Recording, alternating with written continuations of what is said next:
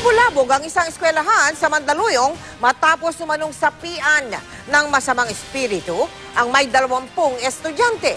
Pero ang mga otoridad hindi kumbinsido na naposes ang mga bata. Mula sa lungsod ng Mandaluyong, nakatutok live si Jam Sisante. Jam? Yes, Mel, sinuspende nga ang klase sa Isaac Lopez Integrated School ngayong araw matapos magwala ang may 20 estudyante. Ngayon din sa pangalan ng Panginoon Jesus. Umalis ka dyan. Umalis ka dyan. Ngayon din sa pangalan ng Panginoon Jesus. Nagwala at nag-iyakan ang may 20 grade 8 students sa kalagitnaan ng recess sa Isaac Lopez Integrated School sa Mandaluyong kanina. Ang ilan, sinugod sa ospital. Ang ilan naman, dinala sa kalapit na simbahan para ipagdasal ng mga kamag-anak at kaklase. Paniwala kasi nila, sinasapian ng demonyo ang mga bata. Nakausap namin ng ilang estudyante ng mahimasmasan.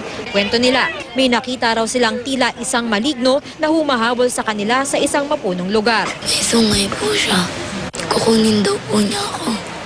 Ang naalala ko na lang po may humahabol po sa akin malaking tao.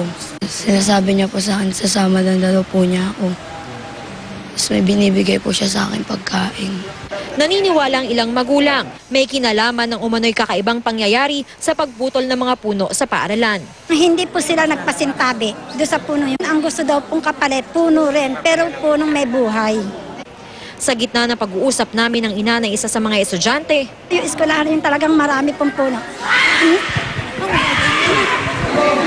Sige, salut ka.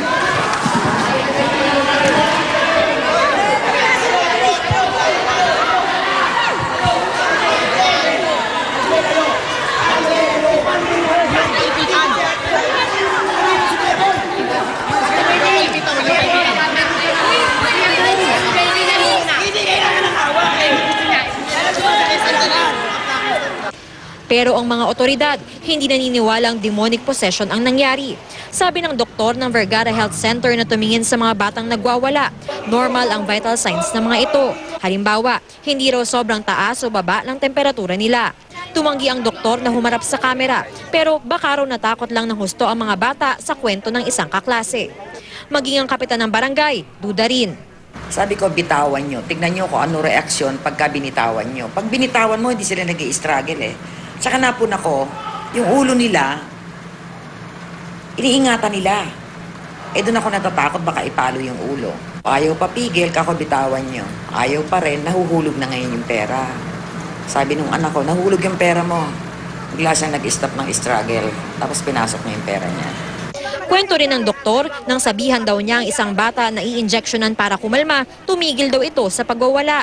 Kinonsulta namin ang pangyayari kay Father Bobby de la Cruz, isa sa mga ministro ng Office of Exorcism ng Archdiocese of Manila.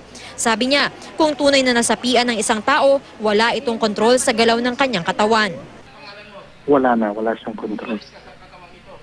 Actually, maski yung memory, nawawala rin. Yung alaala nung nangyari, hindi niya matatandaan.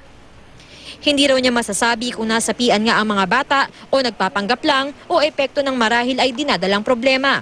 Mahirap daw maghusga hanggat hindi niya nakakausap ang mga bata at mga testigo.